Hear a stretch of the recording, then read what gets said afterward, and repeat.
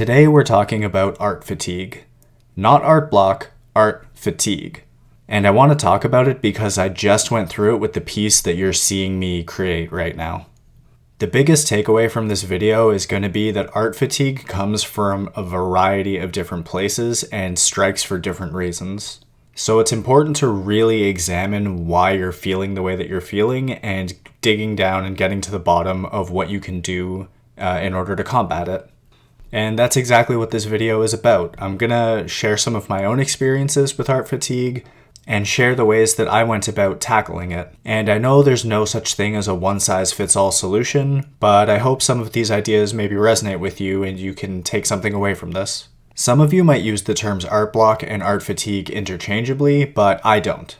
To me, art block is when you can't even get started. You want to create something, you're like itching to create something, but no ideas are coming to you. So when I say art fatigue, I'm talking about being mid-project, or maybe you know exactly what your next project is going to be, but you just can't mentally bring yourself to do it or to continue working on it. Maybe you were excited with the idea to begin with, but then something crept in and got between you and making the actual artwork. Or maybe this is a commission and you weren't even feeling it to begin with, you're just kind of going through the motions. Whatever your reasons, you ended up at the same place. You're just tired. I'll get into the meat of the video in a second, but first I have to set the stage. This piece that I'm working on is a mutated child of the social internet. I got the idea while watching a TikTok that was of a woman who was reading a tweet, and then I took that idea for my own TikTok and Instagram post, and now here we are talking about it on YouTube. Anyways, here's that TikTok. The last TV show that you watched is now getting a crossover with the last video game you played. What is the unholy abomination that has just been created? Comment below. Now, this isn't really an art prompt. It's just a dumb thing on the internet where people were like commenting back and forth to each other. But when I realized that the last show that I'd watched was Kipo and the Age of the Wonder Beast, and the last game I played was Animal Crossing, the gears just started turning and I started getting more and more excited about the idea of making some fan art, and thus began my hellish journey through making this piece. Believe it or not, I already have made my first mistake, and this is something that's going to manifest itself later in the project, and ultimately makes this project way more complicated than it needed to be and destroys my motivation. Simply put, I dove into this project without having a plan. I vaguely knew in my head that it would be a full illustration with a background and everything, but aside from my initial sketch, I didn't really know what I was doing. And I'm not just talking about the composition here, which you'll see me futz around with a lot. I didn't even know which rendering style I was going to go with. All I had was the characters from Kipo drawn in the Animal Crossing proportions. But was it going to be cel shaded the way Kipo was, or shaded like 3D models the way Animal Crossing is? Which direction was the light source coming from? Was the world going to be a happy Animal Crossing world, or a post-apocalyptic Kipo world? All of those decisions kept stressing me out, so I kept putting them off. And that was fine at first because I had the character sketches and I needed to spend time filling in their flat colors. But the closer that I got to the end of that part of the process, the more and more dread I felt about tackling the rest of the piece. Now, I'm not saying that you need to know exactly what you're doing every step of the way when you're creating something. In fact, I don't know if I would have even started this piece if I had committed to planning every single step of it. All I'm trying to say is that this is one of those things that could be holding you up. And for me, recognizing that and coming to terms with it is how I was able to keep pushing through that aspect of my art fatigue. And what I ended up doing was taking it in baby steps. So the first baby step I took was figuring out my rendering style. And the way that I approached that was committing only to doing the grass and the riverbank of this piece. I wasn't going to beat myself up about it, I just wanted to play and experiment and see where I ended up. And two things came out of that exploration. The first one was softer gradients worked into the piece. I realized at this point that flat cell shading wasn't what I wanted to do, and that the aesthetic I was going to go for was more in line with Animal Crossing's. And the second thing I decided on pretty much accidentally was the light direction. I was just rendering the riverbank a bit, and without even knowing it, I had picked a light source. And to be honest, I was so relieved at this point, I just committed to it. These next two problems are related to each other. They're kind of two separate things, but because they're so interconnected, I'll just tackle them together. And those are not having experience or trying something new, and doubting your own skills as an artist. It's always scary to try something new, and we all know how it goes when you try something and you utterly fail at it. Honestly, that's what sketchbooks are great for. But here I was making like a finished rendered piece that I wanted to show off to people. And having all of that pressure put on me was honestly not the greatest thing in the world, but also kind of unavoidable. See, my problem is that I don't really do a lot of environments, or finished illustrations for that matter. And by finished illustration, all I mean is having your subject along with a background, making like a cohesive image. And because I was in this foreign territory without a plan, I just kind of shut down.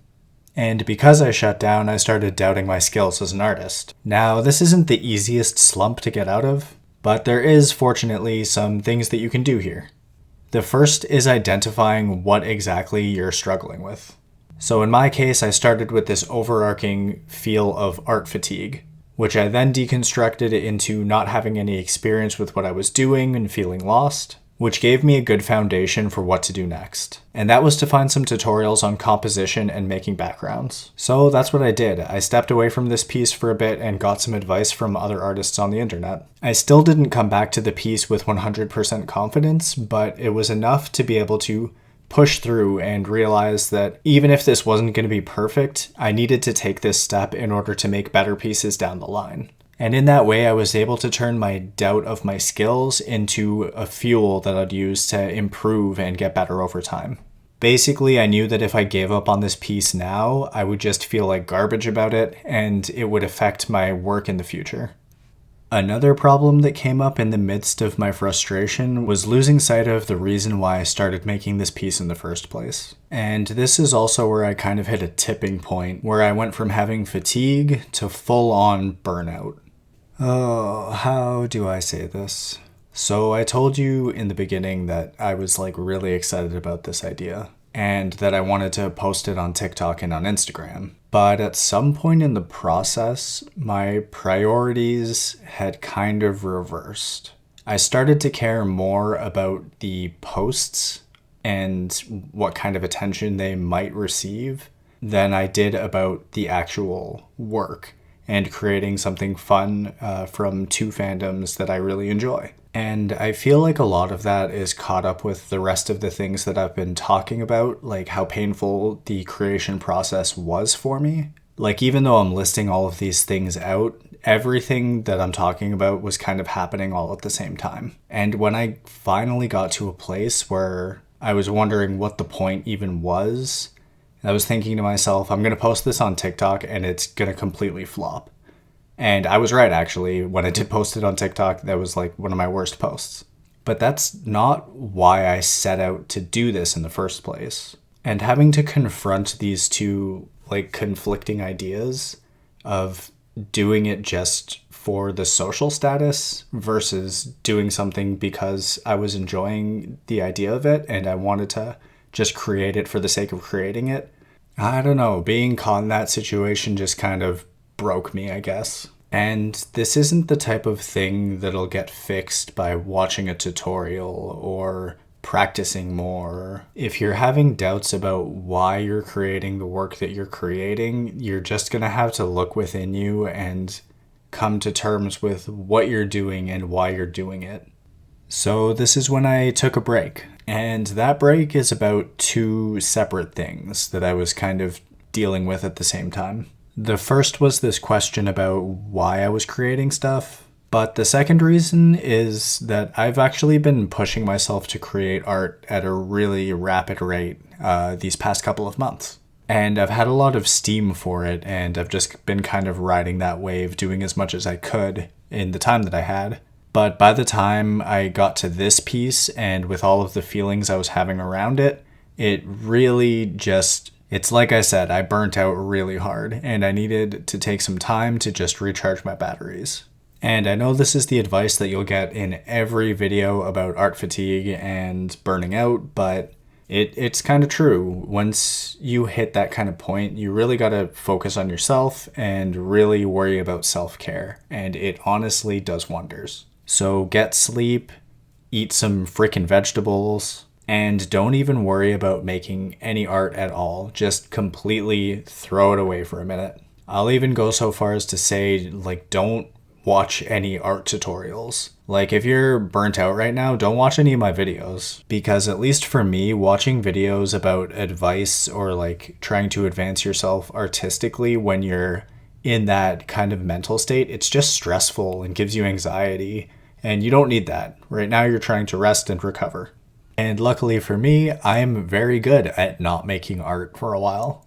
But I still had to tackle my like existential problems. And I'm not going to bog this video down with that information because everyone's got their own struggles about why they create art. All I will say is that I listened to some helpful podcasts, was listening to some good books on audio, and I ultimately got back to a place where I was just making this for the fun of it and for any fans of Kipo and Animal Crossing, and I wasn't going to worry about any of the other social nonsense that was coming into play before.